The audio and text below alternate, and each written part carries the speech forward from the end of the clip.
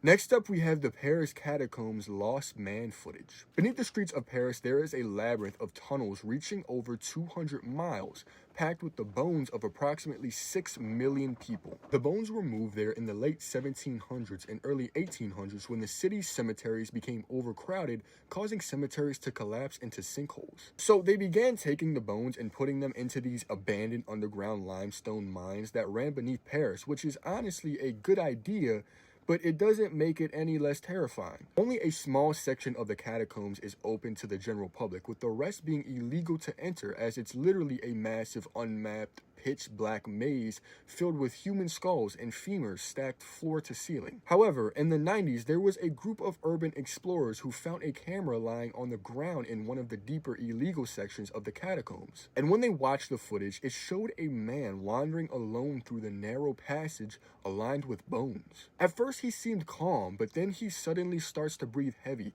and begins to sprint away from something, and then drops his camera and sprints off into the darkness of the catacombs. The camera kept recording for a few seconds, and you can hear his footsteps echoing as he runs deeper and deeper until there's nothing but silence. The man was never identified, nor was he ever found down there, but if I had to guess, he probably died down there. Next up, we have the Movale Cave ecosystem. In 1986, workers in Romania were looking for a site to build a power plant when they accidentally discovered a cavern that had been completely sealed off from the rest of the world for over 5 million years. The air inside is toxic to humans, as it's full of hydrogen sulfide and carbon dioxide, with almost no oxygen, making it to where anyone who entered without a respirator would die immediately. The craziest part about this, however, is that the cave has its own complex, isolated ecosystem, with about 30 species of creatures that exist nowhere else on Earth. They're mostly insects and arthropods,